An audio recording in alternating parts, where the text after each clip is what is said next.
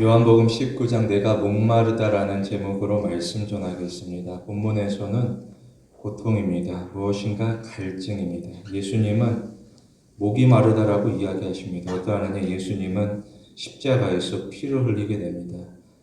그 피가 적지 아니하고 오히려 많게 됩니다. 따라서 예수님은 수분이 고갈되어지게 됩니다. 어느 정도냐, 예수님은 탈수 증상을 경험합니다. 그래서 예수님은 더욱 강한 갈증을 느끼게 됩니다.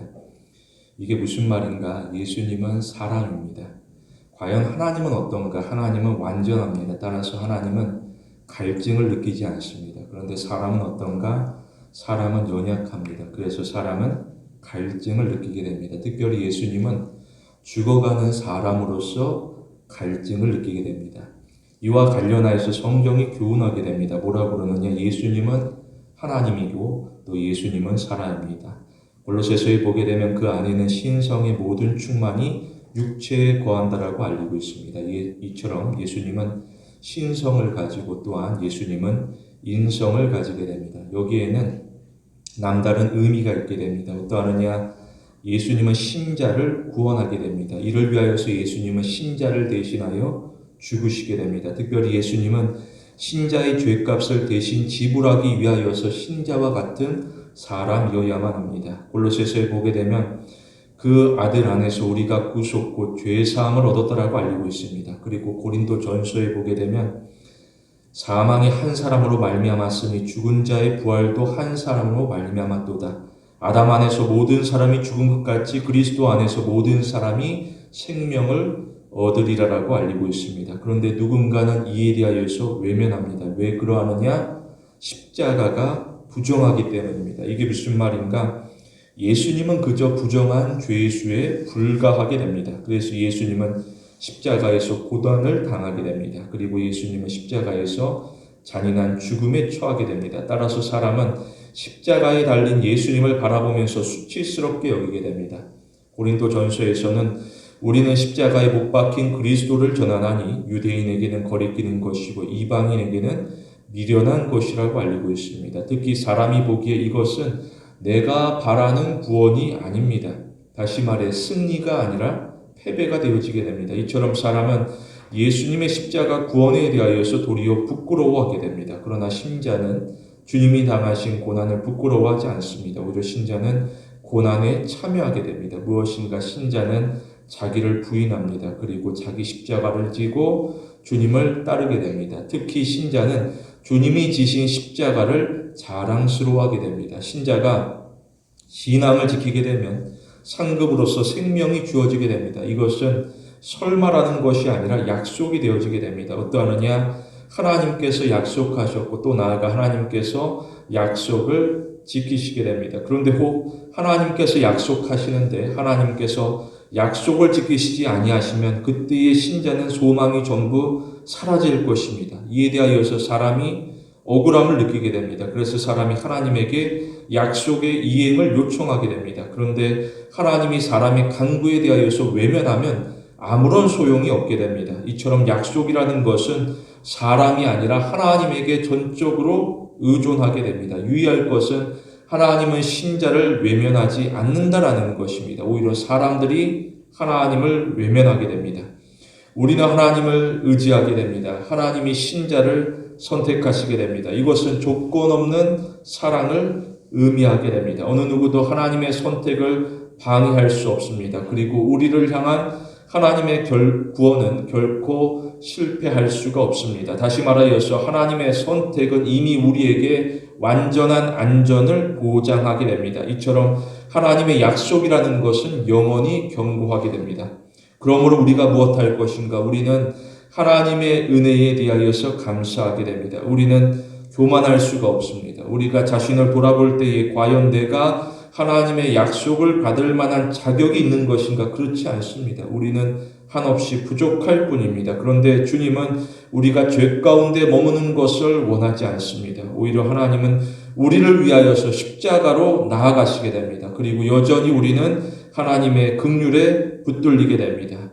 오늘날에도 우리는 주님의 공로를 의지하게 됩니다. 특별히 우리는 주님의 자비 아래에서 온전히 굴복하게 됩니다. 우리는 자신의 이익을 위하여서 주님과 협상하지 않습니다. 오히려 우리는 신앙 여정에서 주님을 알아갈수록 주님의 사랑에 감격하며 우리를 품어주신 하나님을 드높여야 될 것입니다. 본문에서 두 가지로 봅니다. 첫째로 신자는 성경을 마음에 새기게 됩니다. 본문에서는 사역의 목적을 설명하고 있습니다. 무엇인가? 신자는 세상에서 구별되어지게 됩니다. 어떠하느냐? 세상에서는 사람들이 저마다 자기 계획을 주장하고 또 나아가 자기 계획을 고집하게 됩니다. 그러나 신자는 자기 계획을 과감하게 내려놓습니다. 대신 신자는 성경대로 생각하고 또 나아가 성경대로 행동하게 됩니다. 바로 예수님께서 모범을 보여주시게 됩니다. 본문에서도 예수님은 성경을 응하게 하려 하사 내가 목마르다라고 이야기하시게 됩니다. 이처럼 성경에서 예고하고 있습니다. 무엇인가? 순환이고 죽음입니다. 특별히 시편 22편으로 거슬러 가게 되면 뭐라고 그러느냐? 시편에서는 나를 보는 자는 다 나를 비웃으며 입술을 삐죽거리고 머리를 흔들며 말하되 그가 하나님에게 의탁하니 구원하실 걸, 그가 기뻐하시니 그가 건지실 걸 하나이다라고 알리고 있습니다. 세상이 조롱하게 되는데 사실 예수님은 결백합니다. 그럼에도 불구하고 세상은 예수님을 모함하게 됩니다. 뭐라고 하느냐? 세상은 예수님을 모욕하게 되고 매질하게 되고 나아가 가시 면류관을 씌우며 끊임없이 조롱하게 됩니다. 이에 대하여서 시편에서는 악한 무리가 나를 둘러 내 손과 발을 찔렀나이다. 그들은 내 겉옷을 나누며 속옷을 제비 뽑았다라고 알리고 있습니다. 실제로 로마 군인들이 힘으로 억압하게 됩니다. 어떠하느냐? 그들은 예수님을 십자가에 못 박을 뿐 아니라 예수님의 옷을 제비 뽑아서 나누어 가지게 됩니다. 이러면 사람이 고통 가운데 속에서 두려움을 느끼게 됩니다. 특별히 사람이 이 고통의 과정을 미리 알고 있다라고 하면 어떠하느냐? 사람은 고통의 과정을 되도록이면 피하고 나아가 그 자리에서부터 도망가고 싶어지게 됩니다. 이 역시 예수님께서도 동일하게 두려워하게 됩니다. 무엇인가? 예수님이 기도하시는데 예수님은 하나님에게 내 아버지여 만일 할만하시거든 이 잔을 내게서 지나가게 하옵소서라고 기도하게 됩니다. 그런데 예수님은 자신에게 주어진 자리에서 도망가지 않았습니다. 오히려 예수님은 사명의 자리를 지키고자 하게 됩니다. 어떠하느냐? 예수님은 하나님을 향하여서 그러나 나의 원대로 마옵시고 아버지의 원대로 하옵소서라고 기도하시게 됩니다. 특별히 목마름에 대하여서 피하지 아니하게 됩니다. 이것이 무엇인가? 시편에 보게 되면 나는 물같이 쏟아졌으며 내 모든 뼈는 어그러졌으며 내 마음은 밀랍 같아서 내 속에서 녹았으며 내 힘이 말라 질그릇 조각 같았고 내 혀가 입천장에 붙었다라고 알리고 있습니다. 성경의 예언이라는 것은 그대로 성취되어지게 됩니다. 예수님께서는 타는 듯한 목마름을 경험하게 됩니다. 과연 이게 무엇을 의미하느냐? 성경은 허구가 아니라 진실이라는 것입니다. 따라서 예수님은 성경이 예언하는 구주로서 임하시게 됩니다. 이처럼 예수님은 성경에 응하심으로 말미암아 자신이 누구인지를 입증하시게 됩니다. 신자는 하나님의 말씀에 복종하게 됩니다. 시대가 악하게 됩니다. 어떠하느냐? 시대는 신자를 넘어뜨리고자 하게 됩니다. 그럴수록 신자는 마음을 더욱 강하게 할 것입니다. 특별히 신자는 신앙으로 말미암아 일어나는 고난에 대하여서 두려워하지 아니하게 됩니다. 디모데후서에 보게 되면 복음과 함께 고난을 받으라라고 알리고 있습니다. 이처럼 제자라고 하게 되면 복음과 함께 고난을 피할 수가 없습니다. 그 중에서도 베드로를 살펴보면 어떠하느냐? 베드로는 세상에 굴복하게 됩니다. 그래서 베드로는 세상이 요구하는 대로 예수님을 부인하게 됩니다. 이후로 베드로의 마음이 평안할 것인가? 그렇지 않습니다. 베드로는 후회하게 되고 슬퍼하며 심히 통곡하게 됩니다. 우리는 말씀을 따라서 후회가 없는 삶을 살아가야 될 것입니다. 신자는 신앙의 도전에 대하여서 주저하지 않습니다. 유의할 것은 참된 신자에게 있어서 고난은 필수라는 것입니다. 욥을 살펴보면 어떠하느냐? 욥은 하나님을 진정으로 경외하는 자였습니다. 그러자 사단이 견딜 수가 없습니다. 그래서 사단은 욥에 대하여서 분노하면서 모함하고 그를 무너뜨리고자 힘을 다하게 됩니다. 이처럼 우리가 신앙 여정에서 복음과 함께라면 고난과 반드시 마주하게 됩니다. 그때에 우리는 고난을 통하여서 이미와 아직 사이의 긴장을 경험하게 됩니다. 기억할 것은 우리는 고난에 대하여서 세상의 방식으로 대응하지 않는다라는 것입니다. 우리가 만일 세상의 방식으로 대응하면 오직 세상의 결과만을 얻을 뿐입니다. 그런데 우리가 고난에 대하여서 하나님의 방식으로 대응하게 됩니다. 그러면 우리는 하나님의 놀라운 은혜를 경험하게 됩니다. 다시 말해 우리는 고난 가운데 세상의 압제를 넘어서는 하나님의 놀라운 은총을 발견하게 됩니다. 특별히 이에 대하여서 성경이 가르치고 있습니다. 따라서 우리는 성경을 늘 가까이 하게 됩니다. 그러면 우리는 성경을 통하여서 내가 그리스도인으로서 무엇을 해야 하는지를 깨닫게 됩니다. 그런데 세상은 신자를 여전히 압박하게 됩니다. 세상은 신자가 십자가로부터 완전히 돌아설 것을 강요하게 됩니다. 그러나 우리는 주님을 따르는 자입니다. 우리는 십자가로부터 돌아서지 않습니다. 오히려 우리는 이미 십자가에서 우리를 기다리는 주님에게로 담대히 나아갈 것입니다. 마태복음에 보게 되면 예수님께서는 자기 십자가를 지고 나를 따르지 아니하는 자는 내게 합당하지 아니하다라고 이야기하시게 됩니다. 우리는 이 땅에서 바라바이며 동시에 구레네 시몬이라고 표현할 수 있습니다. 이게 무슨 말인가? 우리는 바라바처럼 예수님이 우리 대신 죽으셨기 때문에 십자가를 묘면하게 됩니다. 그리고 우리는 구레네 시몬처럼 주님이 주신 십자가를 담대함으로 짊어지게 됩니다. 왜 그러하느냐? 주님이 우리를 향하여서 십자가를 지고서 나를 따르라고 명령하셨기 때문입니다. 주목할 것은 주님이 보여주신 십자가는 더 이상 죽음으로 나아가는 문이 될 수가 없습니다. 오히려 주님이 보여주신 십자가는 도리어 영광으로 나아가는 문을 의미하게 됩니다. 우리는 주님의 제자로서 가는 길이 외롭고 힘들더라도 믿음을 끝까지 지켜야 될 것입니다. 그리고 우리는 세상과 구별된 자로서 세상과 전혀 다른 삶에 대하여서 불만이 아니라 감사함으로 기꺼이 받아들이게 됩니다. 둘째로 신자는 성경을 삶에서 실천하게 됩니다.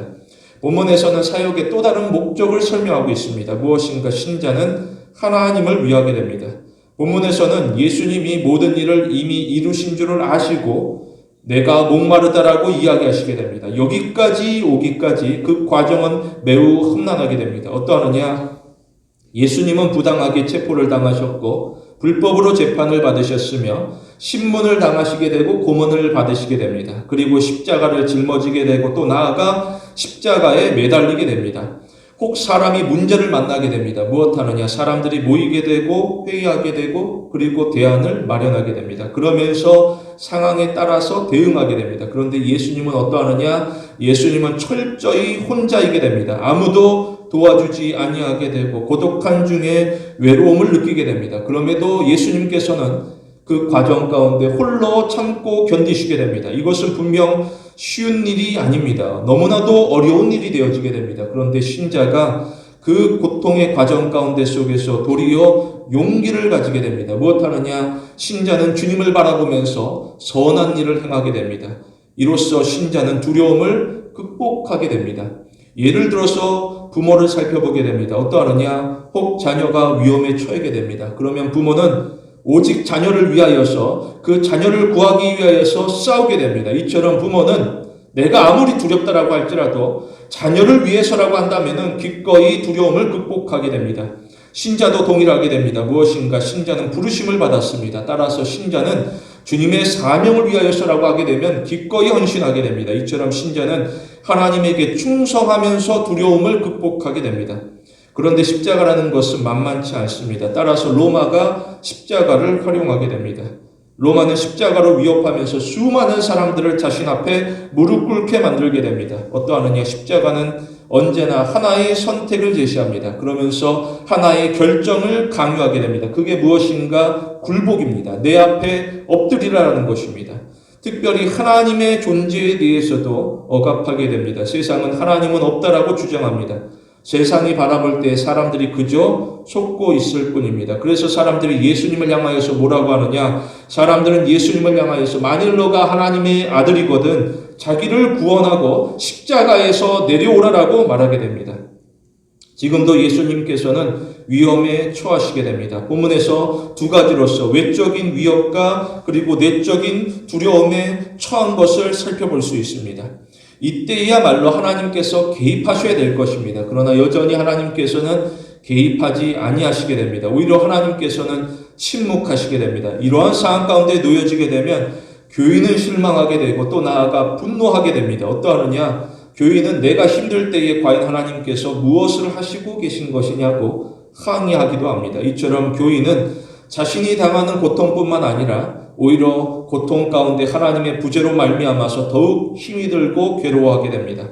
그래서 사람들이 무엇하게 되느냐? 사람들은 십자가에서 떠나 하나님에서부터 등을 돌리고 멀리 떠나가게 됩니다. 그리고 사람들은 오히려 가인처럼 자신의 성을 건축하게 됩니다. 그리고 사람은 자신의 수고로서 자신을 보호하고자 하게 됩니다. 그들이 하는 일이 무엇인가? 이 부분이 중요하게 됩니다. 사람들은 하나님의 정의 대신 권력의 잔인함을 선택하게 됩니다. 그리고 사람은 하나님의 지혜 대신 간교한 꾀를 선택하게 됩니다. 그리고 사람은 하나님이 주는 안식 대신 게으른 자의 나태함을 선택하게 됩니다.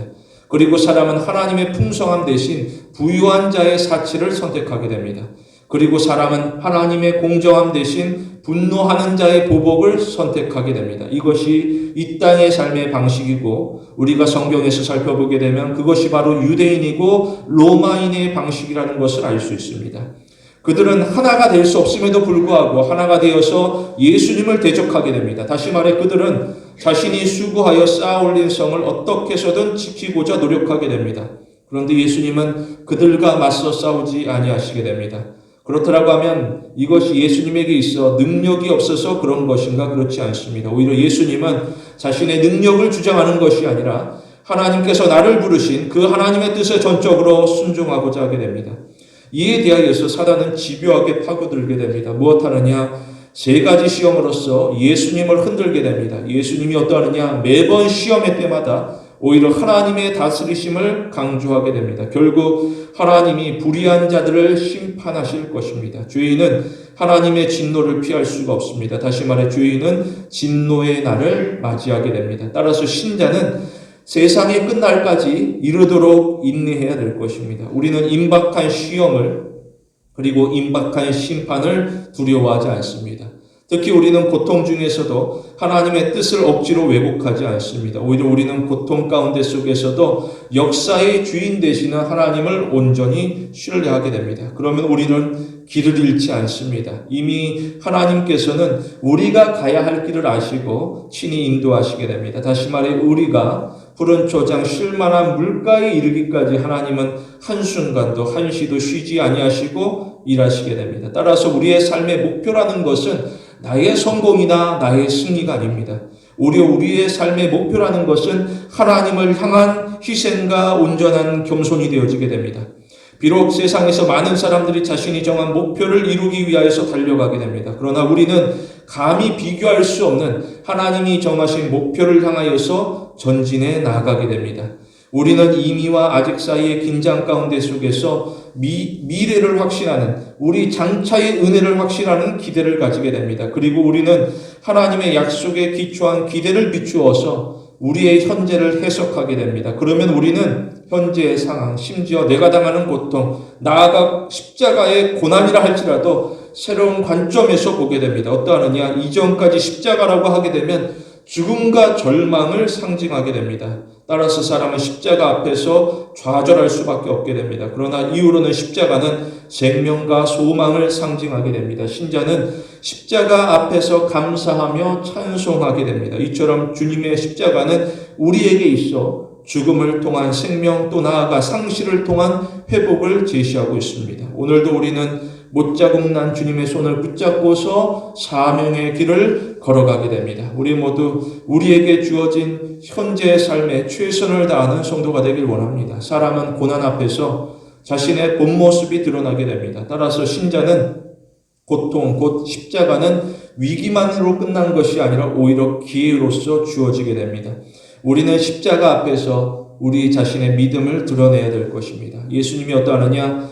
예수님은 자신의 모든 것을 하나님에게 내어 맡기게 됩니다. 그러면서 예수님이 죽음 앞에서 무엇하느냐? 예수님은 다가오는 죽음의 순간 가운데 속에서도 절망하지 않았습니다. 오히려 예수님은 죽음 가운데 속에서도 이웃사랑과 하나님 사랑을 나타내고 있습니다. 뭐라고 하느냐? 예수님은 하나님을 향하여서 아버지여 저희를 사하여 주시옵소서 자기들이 하는 것을 알지 못하나이다라고 간구합니다. 그러면서 예수님은 또 나아가 아버지여 내 영혼을 아버지의 손에 부탁하나이다라고 소리를 높여 부르짖게 됩니다. 그러면서 예수님은 숨을 거두게 됩니다.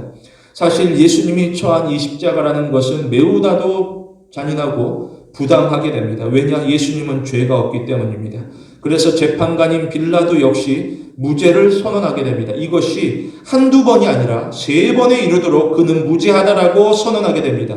이에 대하여서 뭐라고 하느냐? 빌라도는 유대 군중을 향하여서 나는 도저히 그에게서 죄를 찾지 못하였다라고 이야기하게 됩니다.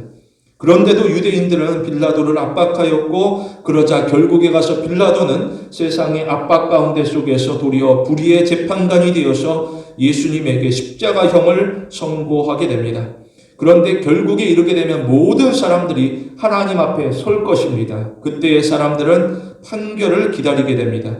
하나님이 어떠하느냐? 하나님은 불의한 재판관이 아닙니다. 오히려 하나님은 세상의 압박 가운데 넘어서서 오히려 의로우신 재판관으로 임하시게 됩니다. 그날이 이르게 되면 하나님께서는 각 사람의 인생을 결산하시게 됩니다.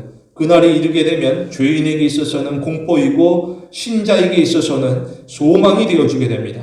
어느 누구도 예수님의 선고에 대하여서 억울해할 수가 없습니다. 특별히 이것은 일시적인 선고가 아니라 영원한 선고로서 선포되어지게 됩니다. 따라서 우리는 마지막 날을 준비하게 됩니다. 특별히 우리는 예수님을 본받게 됩니다. 예수님이 어떠하느냐? 예수님은 하늘의 영광을 내려놓으시고 육신의 몸을 입으신 채로 낮고 천한 이 땅 가운데 내려오시게 됩니다.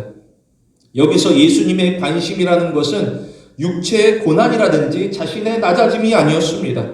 오히려 예수님의 관심은 하나님의 뜻이었습니다. 하나님께서 원하시는 모든 일들을 이루시는 것이 예수님의 온전한 소원이었습니다. 이를 위하여서 예수님은 자신을 철저히 비우게 됩니다. 어느 정도냐? 빌립보서에 보게 되면 그는 근본 하나님의 본체시나 하나님과 동등됨을 취할 것으로 여기지 아니하시고 오히려 자기를 비워 종의 형체를 가지사 사람들과 같이 되셨고 사람의 모양으로 나타나사 자기를 낮추시고 죽기까지 복종하셨으니 그 십자가에서 죽으심이라고 알리고 있습니다.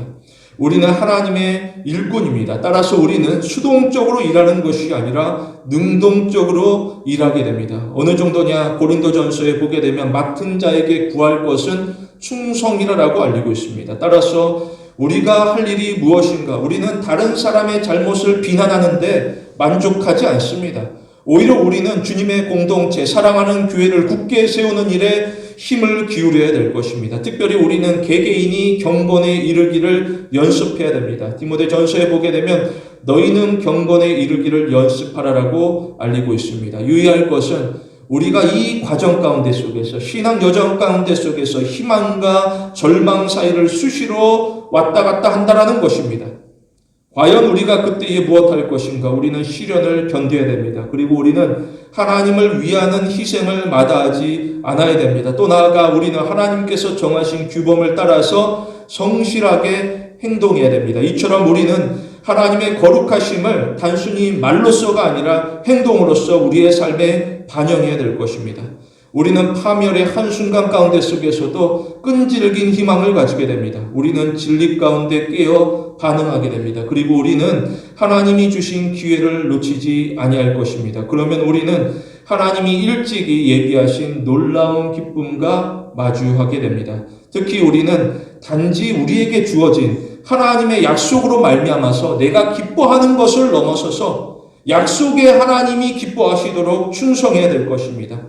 이처럼 우리의 주제라는 것은 언제나 내가 아니라 하나님이 되어야 될 것입니다. 우리 모두 내가 구원받은 것으로 끝난 것이 아니라 우리의 삶을 통하여서 구원의 하나님이 나타나도록 헌신하는 성도가 되길 원합니다. 말씀을 맺겠습니다. 우리는 십자가 복음 앞에서 자신을 점검하게 됩니다. 과연 오늘날 나의 관심사라는 것이 무엇인가? 내가 진정 하나님에게 무엇을 원하고 있는가? 사람의 소원이라는 것은 결국 그가 누구인지를 정확하게 보여주고 있습니다. 우리는 하나님을 향한 갈망을 가져야 될 것입니다. 사람은 세상의 즐거움에 대하여서 목이 마르게 됩니다. 그러나 우리는 하나님의 사랑에 대하여서 목이 마르게 됩니다. 이에 대하여서 예수님께서 우리를 초대하시게 됩니다. 뭐라고 하느냐? 예수님은 누구든지 목마르거든 내게로 와서 마시라. 나를 믿는 자는 성경의 이름과 같이 그 배에서 생수의 강이 흘러나리라라고 이야기하시게 됩니다. 우리는 주님 안에서 주님이 주시는 기쁨으로 말미암아서 다시는 목마르지 않습니다. 특히 우리는 복음의 감격을 회복해야 됩니다. 그리고 우리는 우리의 삶 가운데 하나님의 뜻이 이루어지기를 온전히 간구하게 됩니다. 여기서 우리가 더할 것은 아무것도 없습니다. 오히려 우리는 모든 것을 이루시는 하나님을 진정으로 경외하게 됩니다. 성도 여러분, 우리의 삶을 선하신 하나님에게 온전히 맡기는 귀한 신앙의 성도가 되길 원합니다.